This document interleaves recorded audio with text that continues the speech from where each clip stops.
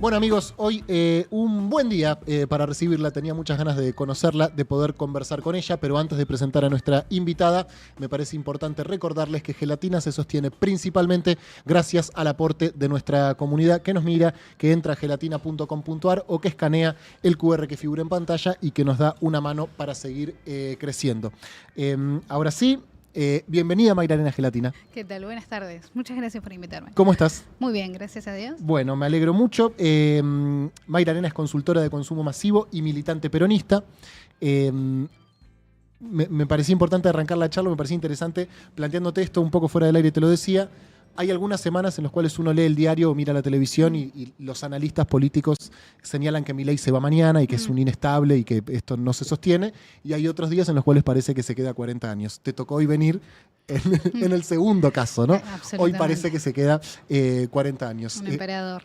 ¿Cómo ves esta cosa tan pendular, ¿no? Entre la estabilidad total y la inestabilidad mañana? No, primero no dejo que unas elecciones a legisladores en Cava determinen tanto mi opinión. Sí creo que la subestimación de la voluntad de la mayoría que fue a acompañar el proyecto de Milei está constantemente, sobre todo desde sectores peronistas. Es decir, creen que todo el tiempo se les va a pasar el entusiasmo por apoyar este nuevo proyecto y en realidad yo veo mucho sostenimiento, incluso, o te diría casi sobre todo, en las personas que más padecen las consecuencias económicas de los cambios que se están viviendo. Entonces, todavía la gente no quiere cambio de rumbo. La gente no quiere tanto trastorno. Entonces, está haciendo un enorme sacrificio para acompañar esto, porque se cansó de lo anterior y lo anterior sigue pensando en cualquier momento volvés conmigo. En cualquier momento me vas a llamar borracho a las 3 de la mañana. No te va a llamar. No te va a llamar más. No te quiere ver más. Te tiene bloqueado de todos lados. Claro. No quiere saber nada con vos. Y hay una negación total de eso, una negación absoluta. Porque nos cuesta, porque es doloroso y porque pensamos también que, y este me parece quizás el principal error, hoy Garpa, vos decís hay dos grandes ideas, que cae mañana o que se queda 40 años.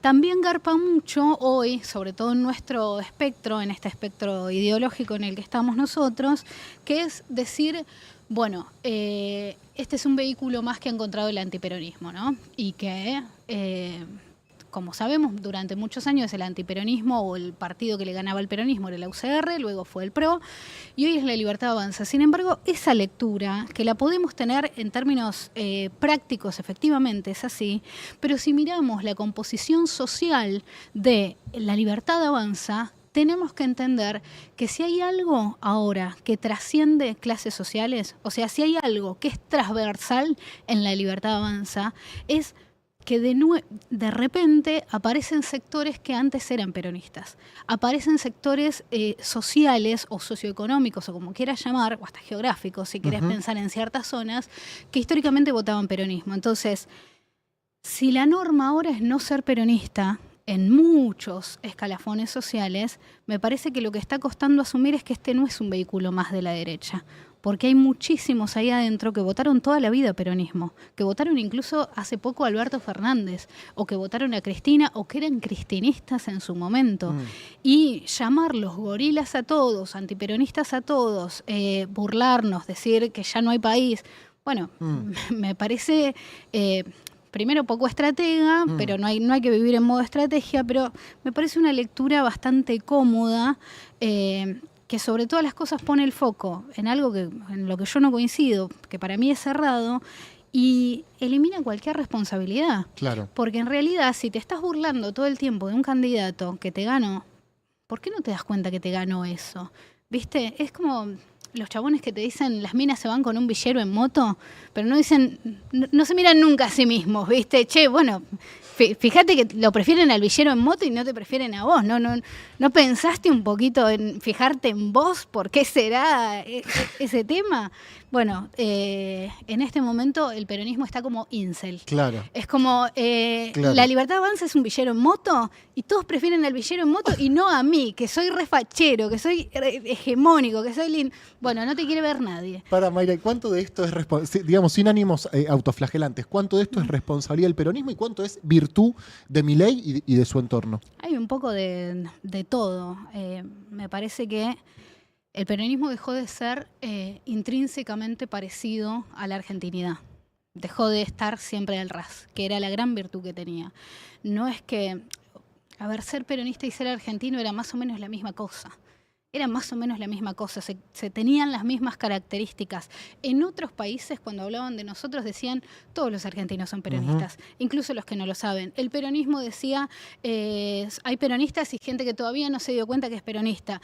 Eso era gran parte del sentido común o del sentir nacional.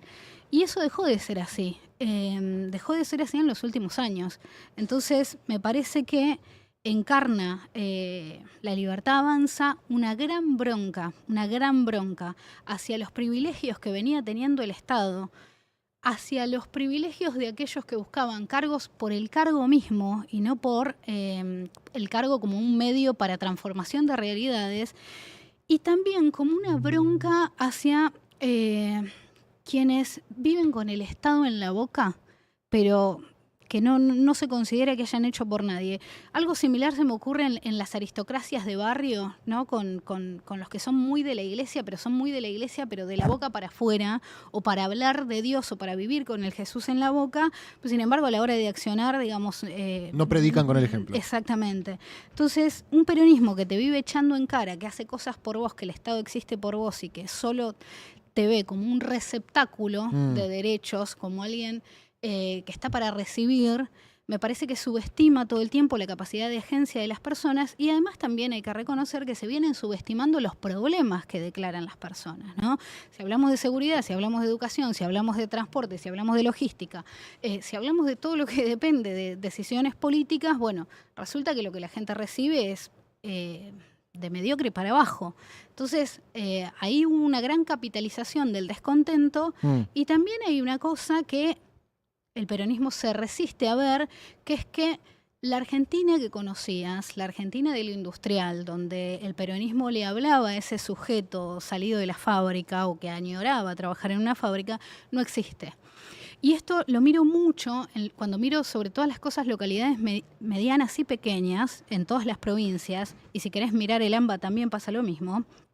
Las periferias de las localidades crecieron, pero crecieron tanto que hasta han duplicado la población de algunos lugares. En todos lados crecieron. Pero si vos miras el casco industrial de cada ciudad y el centro, sobre todo el centro comercial de cada ciudad, está igual que hace 40 años. Y si miras en números, ¿y eso qué dice? Y si miras en números macro, duplicamos hoy la población que teníamos en el 75 y los puestos industriales siguen siendo la misma cantidad que en esa época. Entonces, tenemos una gran parte de la sociedad que supo desde muy joven que nunca iba a tener el trabajo en blanco, que no tiene ciudades con una fábrica a la que se puede ir a pedir trabajo, que no hay lugares en los que pedir trabajo y que lo que le espera y le queda para su futuro es el cuentapropismo o el emprendedurismo, palabra muy de moda en el otro bando político, ¿no? Y acá un poco demonizada.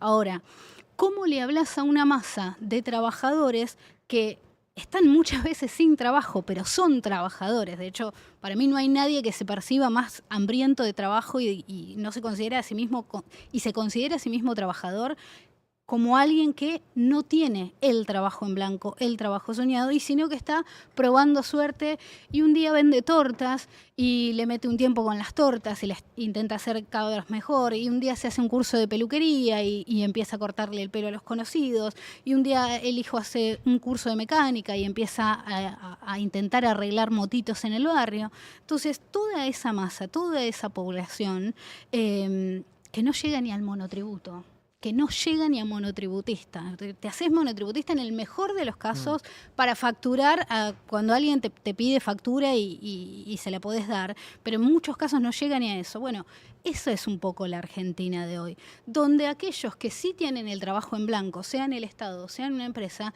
son otra sociedad y son percibidos como otra clase social que no tiene tanto que ver con uno. Me parece que hoy el peronismo tiene más llegada o más representatividad o en todo caso habla más el idioma de este sector, del que conoció algunos beneficios, el que conoció algunos derechos, si querés usar esa palabra.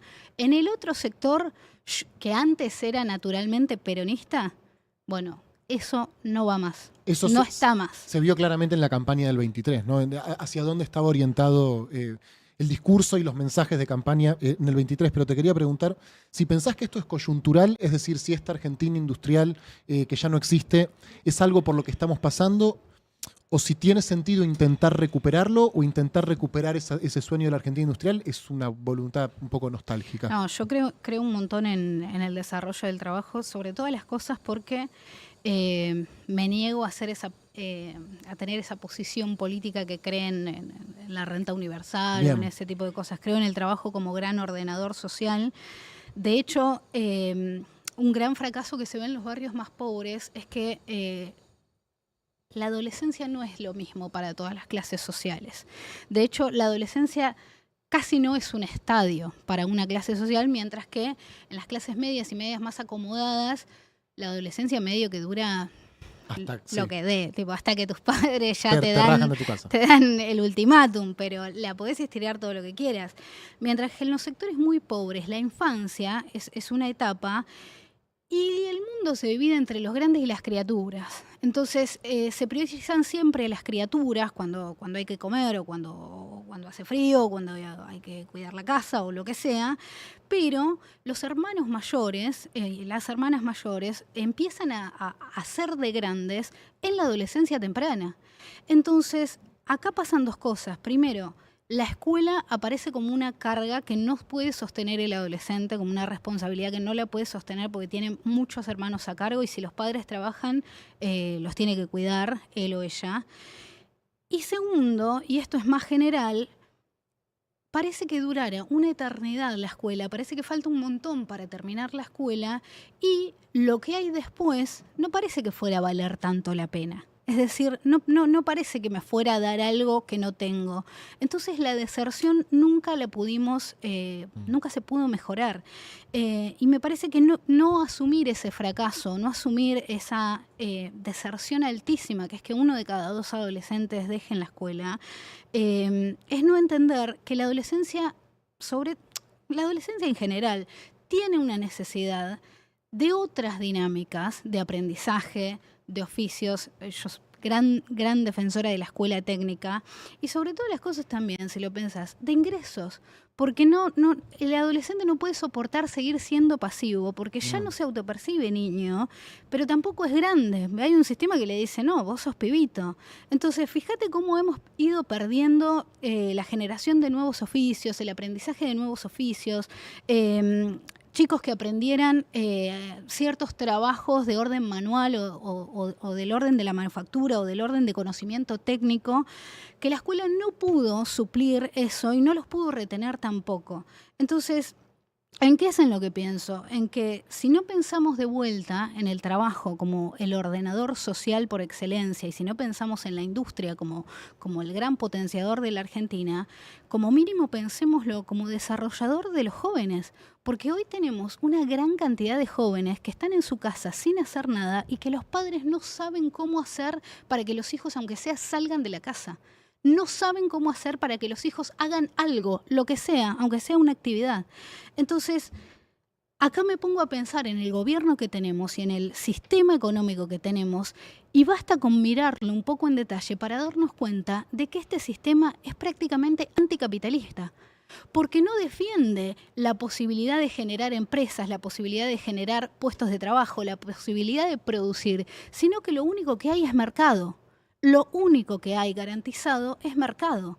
Entonces, intercambiar sobre todas las cosas moneda fiduciaria, revolear dólar, vender bitcoin, apostar, todo eso está recontra garantizado y el sistema te lo pone en bandeja. Ahora, no está garantizado nada no está garantizado para nadie que uno pueda poner algún servicio a disposición, algún bien, empezar a producirlo, y no está pensado para que sea más fácil. Es decir, si yo quiero empezar a producir algo que la sociedad demanda y que sea rentable, este sistema no garantiza eso.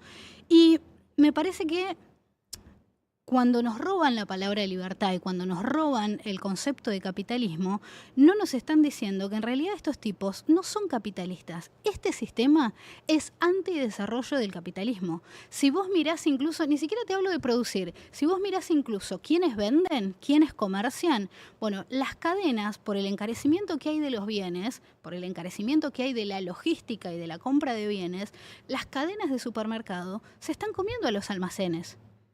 No queda un almacén en el AMBA, se está muriendo esa lógica de comercio de que un tipo pueda abrir una persiana y vender bienes. ¿Dónde está eso? En los barrios pobres, donde cualquiera que tenga una ventana abre la ventana hasta cualquier hora, vende hielo, vende leche, vende pan, fiambre y cerveza, y con eso se va haciendo el mono del día. Pero en todas las clases medias y en todas las clases medias bajas y en las clases medias altas, donde comerciar tiene otros costos porque hay otras reglas estéticas y porque como mínimo tengo que tener un lugar y una instalación legal y ciertas normas hasta legales, bueno, ese tipo no lo puede hacer. Ese tipo hoy tiene que cerrar la persiana, aunque se levante a las 6 de la mañana y tenga abierto hasta las 10 de la noche, porque el sistema está pensado para que gane la cadena que se viene comiendo, porque por una cuestión de costos, de logística y de estructura, es el que puede sostener esta locura en la caída del consumo que hay hoy. ¿Hay sectores del peronismo que vos encuentres receptivos a esto que vos planteás? ¿Hay ámbitos donde discutas esto y te des cuenta que esa palabra circula? ¿O sentís que todavía se está como asimilando el golpe, se está negando lo que está pasando? Sí, a ver, resistencia hay siempre a un montón de cuestiones. Yo intento siempre, cuando me junto con funcionarios, decirles la realidad del área en el que están, lo que yo veo.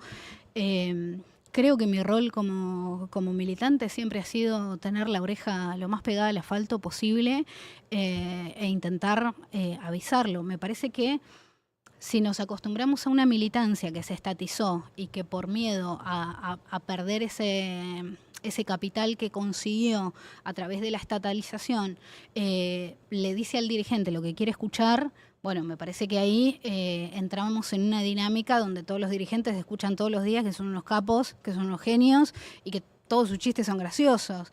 Yo intento decir la verdad. A ver, si hoy pensamos en criminalidad, en educación, en logística o en todo lo que tiene que ver con el comercio y la producción, no hay una cosa que funcione. Entonces, me parece que las posibilidades están dadas para tener propuestas superadoras de futuro.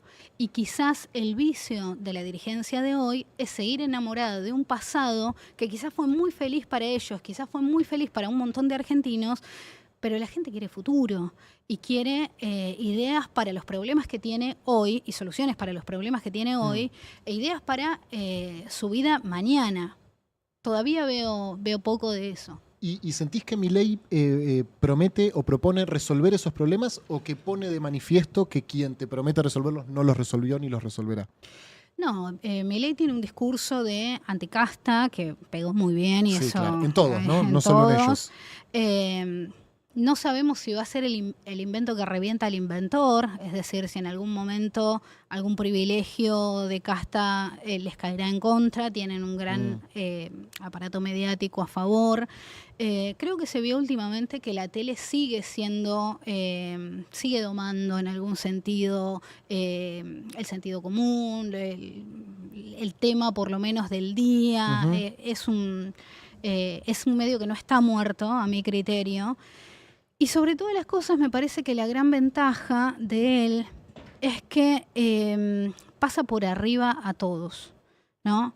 Lo cual políticamente yo pensaba que le iba a salir muchísimo más caro, ¿no? Porque no es un tipo... Su osadía, digamos. No es un tipo que pague lealtad con lealtad. Sí. No es un tipo que, que tenga... Echa gente todos los días. No le cabe una. Va al frente. Entonces, después de un gobierno como el de Alberto, que tuvo tantas idas y venidas, que tuvo inacción en muchas cuestiones y errores en muchos otros, me parece que la sociedad se puso medio cesarista y bancan a alguien que avance, ¿no? Como hasta por un tema de carácter. No creo que esté Milei en el detalle de ninguna solución, porque no es un tipo que tenga ningún conocimiento de la sociedad argentina. O sea, no es un tipo que tenga conocimientos de cómo están las rutas, de cómo está el comercio, no es un tipo que tenga conocimiento de cuánto cuesta un kilo de papa o una leche, no es un tipo que sabe cuánto están los alquileres.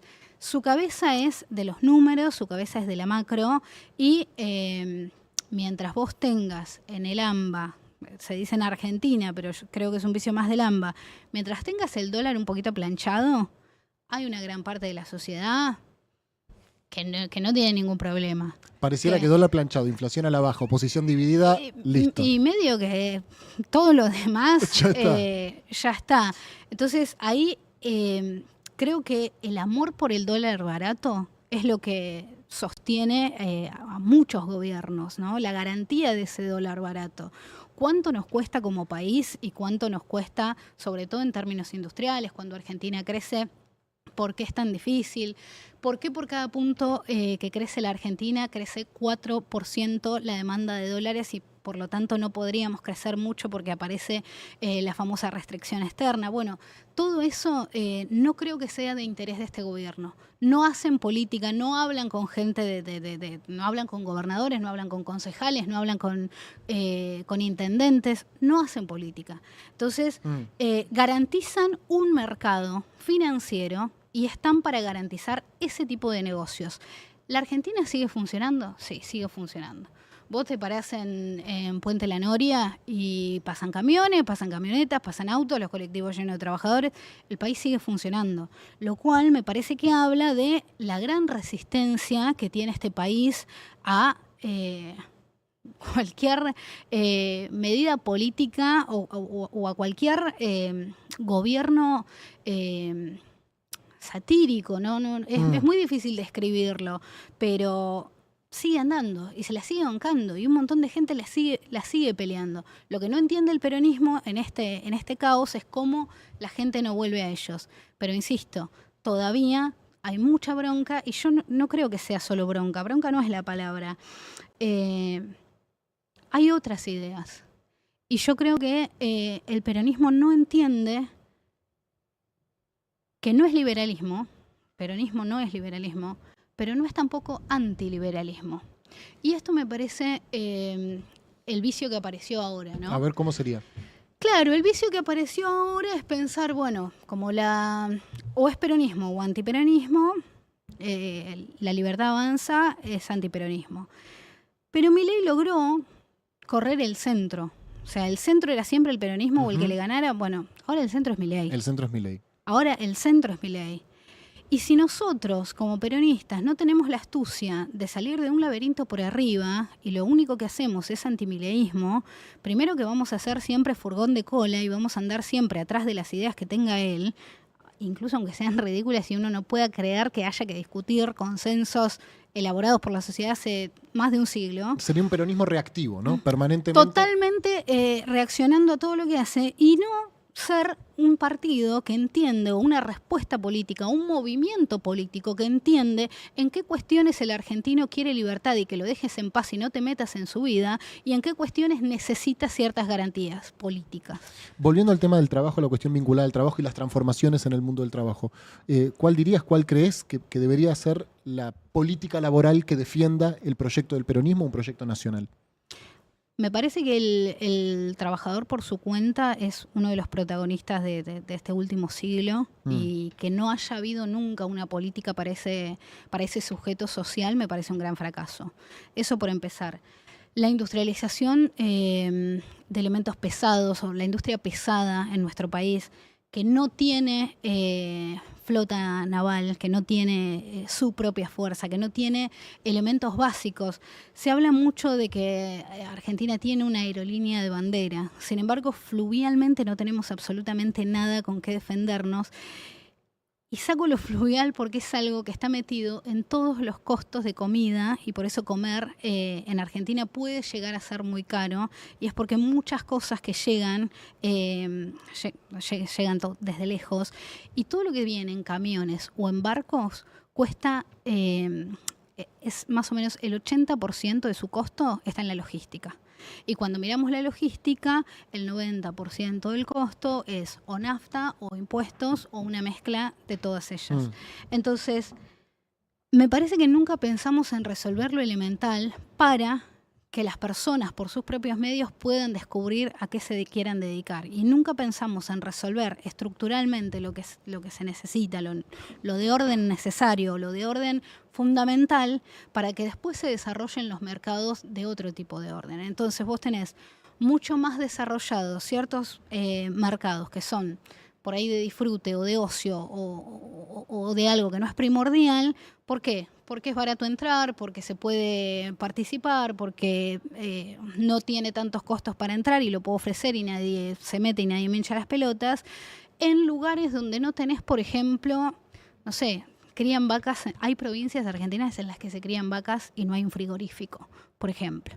Viajan las vacas hasta el AMBA, en el frigorífico son tratadas y después vuelve a esa provincia y se paga con el doble de costo. Entonces todo nuestro país tiene una gran deuda industrial y se empieza, me parece que por lo más importante. Ahora, hay una masa que vos ya tenés, que son todos estos, los que se inventaron su propio trabajo, los que se inventaron su propio oficio, los que supieron que eso no iba a estar, entonces se las rebuscaron. Y me parece que esos son sujetos sociales en los que vos tenés que pensar para hoy y para mañana.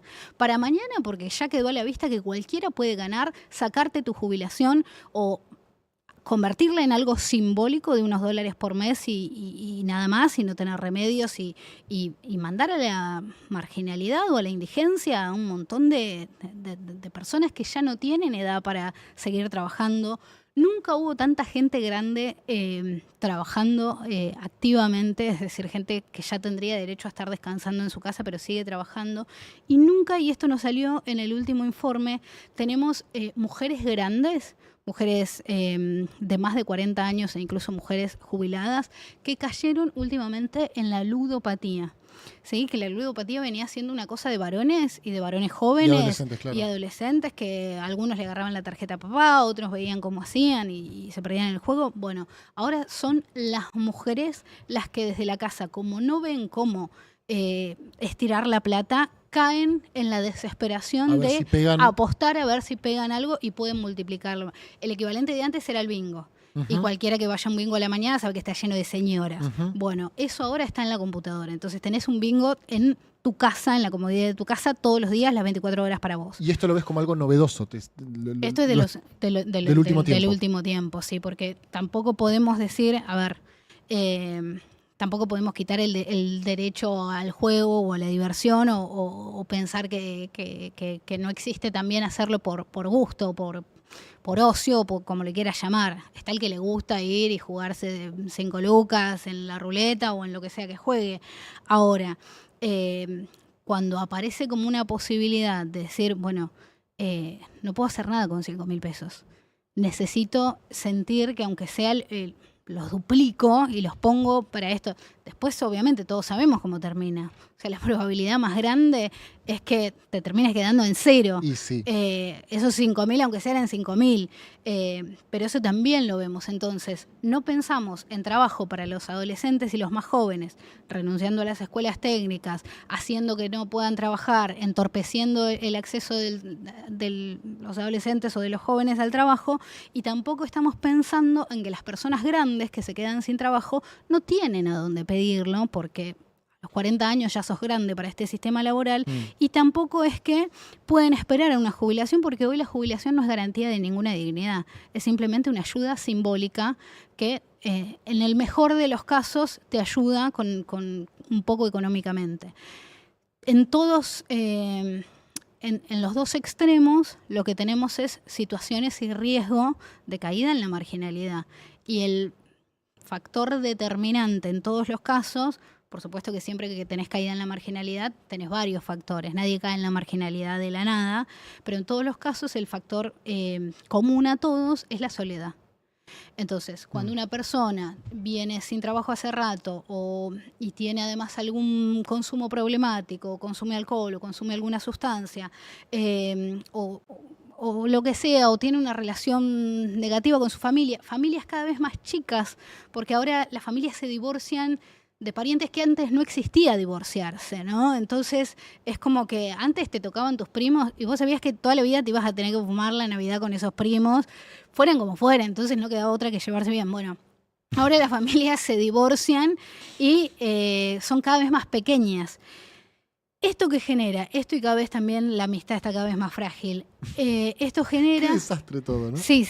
Vengo a traerles alegría. Después vas a tener que traer a Panamá acá para que levante a Piñón Fic. Traela a Lali, que hagan un show. Pero yo te vengo a contar las pares. Todo lo que decís es cierto. No, pero ahora vamos a lo positivo. Te lo prometo, Dale, Lo peor es que yo soy obsesivamente optimista. Perfecto, bien. Bien. Obsesivamente. Te creo, pero no te quiero sacar de acá porque me interesaba. Quédate tranquilo. Me fui ya. No. La amistad es cada vez más frágil, ahí fue cuando te interrumpí, perdón. Entonces, cuando vos tenés todas estas problemáticas sociales y consumos problemáticos, adicción al juego, a distintas cuestiones, ahí es donde tenés una nueva especie de marginalidad que no necesariamente es caer en la calle, sino gente que está completamente sola. Completamente sola, es decir, totalmente divorciada de la sociedad. Donde los dispositivos móviles terminan siendo una especie de compañía, una especie de vida social, por lo tanto ahí ya tenemos que hablar que tener energía eléctrica o tener conectividad ya es parte de las necesidades de orden elemental, ¿no? Porque si no tenemos un nuevo sujeto social que hace rato se viene gestando, que es el que su compañía es la compu.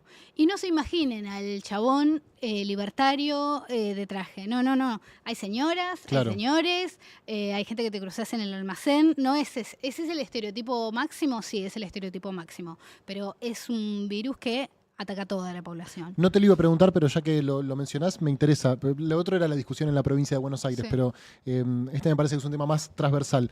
¿Cómo pensás la digitalidad, las nuevas representaciones políticas? ¿Cómo lo pensás desde lo personal, pero también desde lo colectivo? Es el nuevo lugar. Es el nuevo lugar en el que está la gente. Y a mí no me copa, yo soy más analógica, soy más física, de la cercanía física, pero hay que asumir que es el nuevo lugar y es nos guste o no, esa es una realidad. Entonces, me parece que hoy tiene muchísima potencia estar en este lugar, mucha más que estar quizás en un lugar. Potencia. No digo que sea mejor, reemplaza, claro. No reemplaza.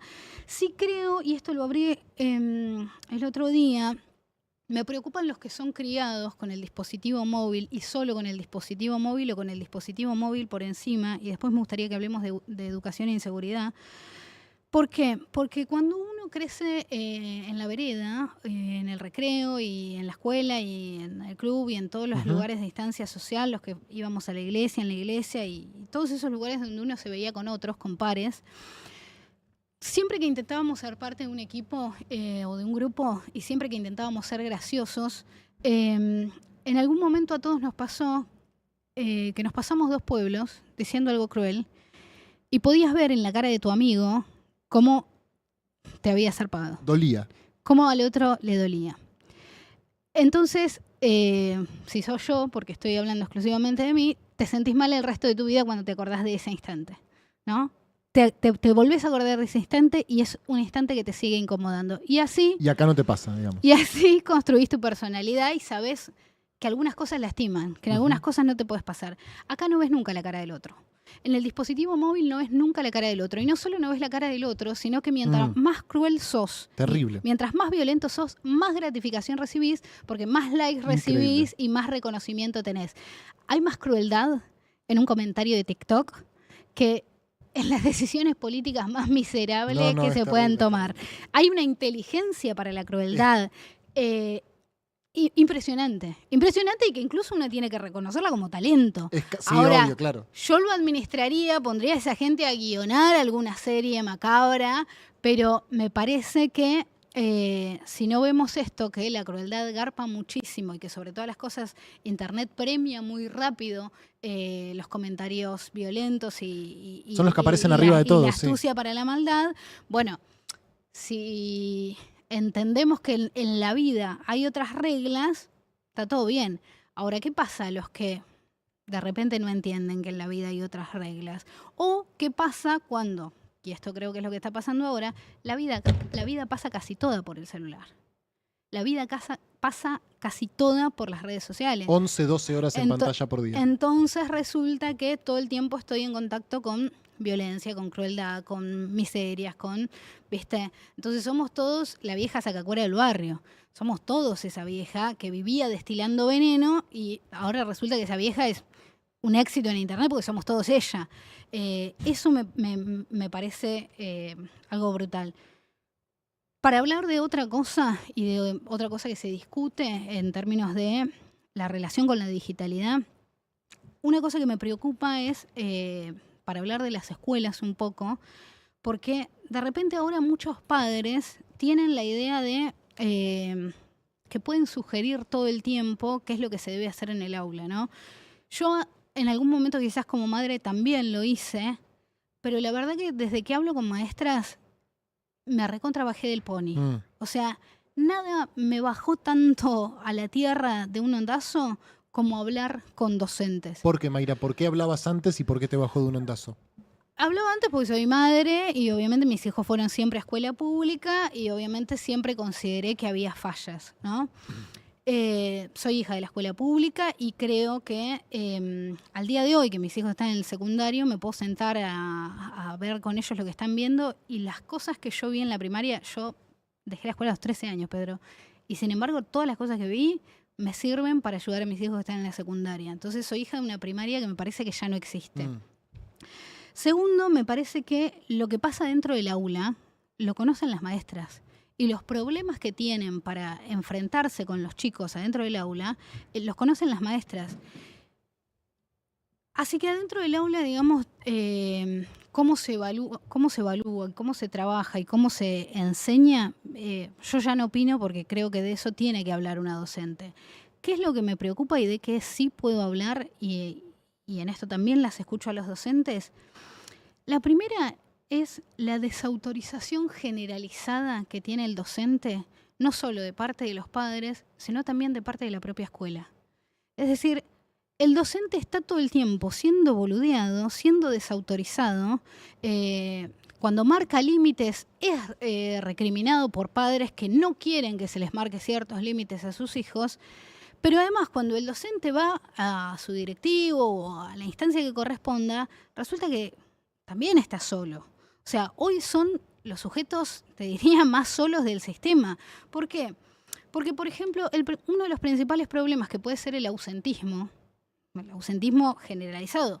No pienses solo en los sectores pobres, porque los sectores pobres pueden faltar, como te digo, hay mucha hermana que cuida a los hermanitos, hay mucho hermano que tiene que cuidar la casa porque todos trabajan, hay mucho chico que no tiene una rutina porque hay un desempleo crónico, entonces va a la escuela 3, 4 veces por semana, pero ojo, porque en las clases medias, cuando hablamos con docentes de colegios privados, resulta que faltar por ese viajecito una semana o 2 semanas no es nada. Después pedís la tarea y ya está, o antes que la docente te prepare algo y ya está.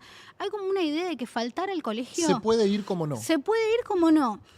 Pero ojo, porque después la docente cuando quiere hacer algo, cuando les dice chicos no falten porque tengo que explicar un tema nuevo, chicos no falten porque tenemos que avanzar en tal cosa, si después efectivamente faltan, si después tienen una cantidad de faltas abrumadora, resulta que es verdad que no pasa nada.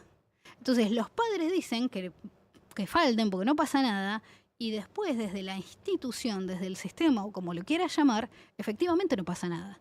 Entonces el docente quiere enseñar, pero si los pibes no van y los padres no acompañan y el sistema no acompaña al docente para que pueda reclamar o tener algún elemento de control sobre ese ausentismo o ese presentismo, no lo tiene. Dijiste que querías hablar también de inseguridad y yo la última pregunta va a ser en dónde fundás tu optimismo dentro de de este panorama y en este escenario. ¿Qué es lo que estás viendo con respecto a la inseguridad? Inseguridad hay varias cuestiones para mirar y me parece que tenemos que prestarle particular atención a la dimensión de cada localidad, ¿sí? No es lo mismo en las localidades grandes que en las localidades medianas, que en las pequeñas. Antes era un problema solo de las grandes ciudades y en las medianas y en las chicas no pasaba nada. Bueno, eso cambió en los últimos años en Argentina y uno encuentra que aparecen delitos en localidades pequeñas.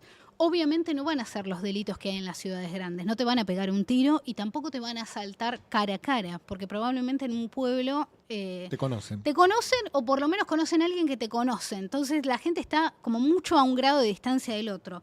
Ahora, lo que empieza a ver es lo que informalmente se llama escruche, que es robar en las casas vacías, robar cuando las familias no están, marcar los horarios de una familia para entrar y sacar las cosas de valor, eso también es.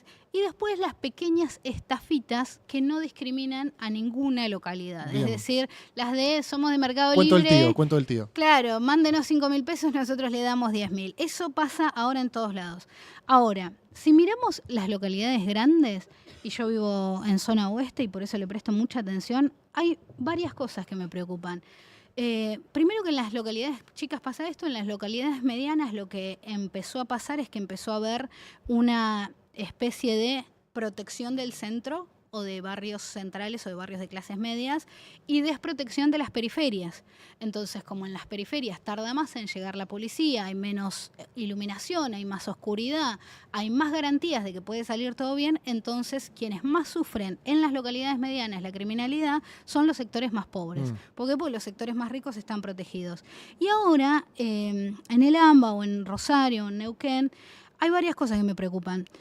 La primera, obviamente, es la violencia del delito desorganizado que hay y una especie de nihilismo que hay en cierta criminalidad que ya no tiene el oficio del robo para decir, bueno, voy a vivir de lo ajeno y he decidido vivir de lo ajeno, sino que hay una identidad de ser chorro y hay un orgullo en que se sepa que sos chorro. Lo cual para un chorro viejo sería motivo para cagarte a bifes, porque primero te estás quemando, te ve todo el mundo lo que estás haciendo y te estás mandando en cana solo. Y segundo, genera una especie de aristocracia donde en el barrio los criminales, por decirlo de una manera, se posicionan conforme la jerarquía de delito que cometen, ¿no? Entonces el que comete delitos pesados es más capo que el que comete delitos de rastrero y el que comete delitos grandes es mucho más respetado.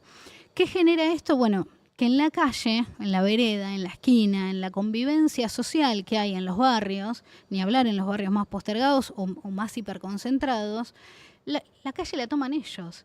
Y las familias que no quieren que sus hijos sean amigos de esos hijos, que se crucen, que ni siquiera se crucen ni para mandarlos a comprar, lo que hacen es tener a sus hijos adentro de la casa, estimulando todo lo que hablábamos hoy del nene que se cría con la computadora y no en la vereda jugando con otros, además de que genera una...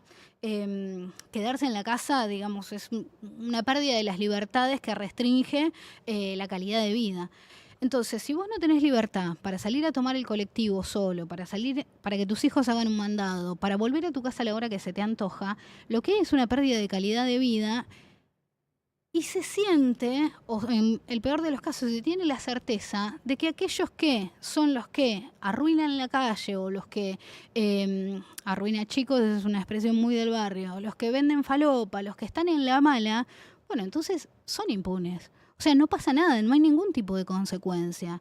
Y una cosa que nos preocupa es que en muchos casos las familias, cuando intentan denunciar algo, que ya es algo que es casi obsoleto, te diría, porque las injusticias y los hechos criminales, salvo que sean muy violentos, se aceptan y se dejan pasar. O sea, es extraordinario cuando se denuncia. Por eso ahí, si no pensamos algo intermedio, vamos a vivir un poco en una fantasía de que no está pasa pasando nada. lo que está pasando. En realidad lo que se denuncia es lo grave, pero pasan un montón de cosas. Lo que pasa es que no se denuncian. Y cuando se denuncian, si es que se lo hace, si vos denunciás, pero te seguís cruzando el resto del mes y el resto del año a los que te lo hicieron, A los que denunciaste. bueno, no hay una sensación de que sirve para algo, claro. De que sirve para algo, no hay una sensación de impunidad, sino que hay una certeza de impunidad. Claro. Entonces, frenar con esa impunidad es una obligación que tiene hoy la política si quiere que el sentido de la palabra seguridad vuelva a tener algo, y me parece que es hoy el principal problema en la provincia de Buenos Aires. Mayra, te hago la última. Nos quedó afuera la discusión en Sí. la provincia de Buenos Aires. Por suerte, te diría. Ah, menos mal, sí. Porque en un momento de la charla dijiste, soy obstinadamente optimista. No sé si fue el término que usaste, pero sí. soy una optimista militante. Sí. ¿Dónde fundás hoy ese optimismo? ¿De dónde se sostiene ese optimismo? ¿Dónde se apoya ese optimismo? ¿Hacia dónde se proyecta ese optimismo? Sí, una cosa que me había anotado, me quedó afuera, pero no la voy a desarrollar, pero para otro día, lo más grave en ciudades como Neuquén, Rosario, Buenos Aires y las zonas limítrofes del país es el desarrollo de las economías delictuales. Eso es súper interesante para verlo porque el peligro cuando hay ciertos delitos sostenidos en el tiempo y que tienen una cierta garantía de impunidad es que se van desarrollando economías en torno a ese delito. Y si después vos te metés con ese delito, resulta que un montón de familias o media ciudad te queda sin actividad económica. Hay que tener muchísimo cuidado con eso porque... Economías delictuales. El desarrollo de economías delictuales. A mí me rompió la cabeza recorrer mucho Rosario y ver eso. Ver que si te metías con la droga ibas a tener un impacto económico brutal. En cuanto a mi optimismo... En cuanto a tu optimismo. Me quedó fuera el empeoramiento de la droga y la pasta base. Y un si montón estás de para cosas. volver, nosotros encantados de volver a invitarte. Pero otro día los desarrollamos. Soy una persona con mucha buena suerte. O sea, acá sí hay un sesgo en mí que tengo derecho a tenerlo porque toda la vida no puede ser tener tanto orto. O sea, de verdad soy una persona con mucha buena suerte y quizás me quemo diciéndolo, quizás esto lo arruina, se rompe. No hay que decirlo, claro. No hay que decirlo y se pasa. Algún día se pasará y tendré que vivir como vive la humanidad. Pero la verdad es que yo soy una persona con muy buena suerte, entonces primero quiero aclarar ese sesgo positivo. Hablo desde ahí. Pero me parece que la destrucción que está habiendo de ciertos códigos que teníamos como argentinos, la ruptura de ciertos lazos que estamos teniendo, no nos puede impedir ver dos cosas. La primera es que hay gente a la que no le rompieron el lazo social. Hay gente que nunca estuvo conectada.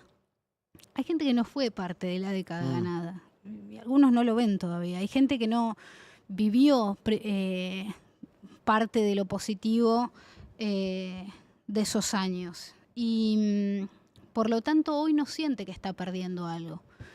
Eso me parece que hay que empezar a leerlo. Y estos golpes...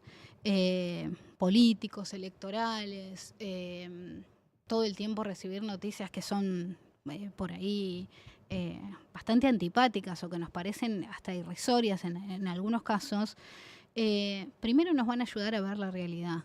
O creo que si no somos necios, nos pueden ayudar a leer mejor la realidad, a leer que veníamos equivocados o que hubo un sector de la dirigencia que se equivocó, que no la vio venir y que hay una Argentina que es un subsuelo que hoy te dice no quiero saber nada con vos y prefiero esto antes que a vos. Entonces ahí viene la segunda parte positiva, que es que queda todo por construir, queda todo por hacer. Todo lo que podés soñar para Argentina, todo lo que tiene que ver con el desarrollo de industria, de logística, de abaratar las cuestiones que tienen que ver con necesidades elementales como el acceso a la comida, el acceso a la vivienda y el acceso a la salud, que también es algo que está en muy malas condiciones, está para hacer. Y creo que si tenés vocación política, creo que si tenés vocación de creer en algo político, es tu obligación ser optimista. Me parece que... hay derecho a sentirse mal, hay derecho a estar tristes, hay derecho a sentirse abatido, pero creo que tenemos una canción que dice, a pesar de las bombas, de los fusilamientos, los compañeros muertos, los desaparecidos, no nos han vencido.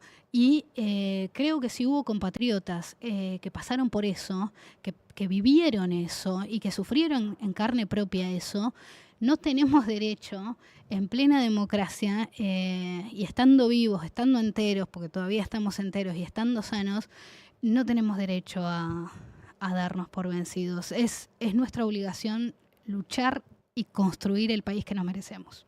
Yo coincido, Mayra, no sé si te importa, pero coincido con lo que decís y te agradezco gracias. mucho que hayas pasado Muchas por gracias. Gelatina. Nosotros te manguearon. Sí, me manguearon, traje regalos. Te manguearon. Y me dijeron, perdón el mangazo. Sí, porque nosotros estamos organizando para el 20 de julio, Día del Amigo, un gelatón para sortear con todos los miembros de la comunidad de Gelatina los regalos que le vamos pidiendo a todos los invitados. El último fue la Reta, que trajo una piedra del elefante blanco. Ok.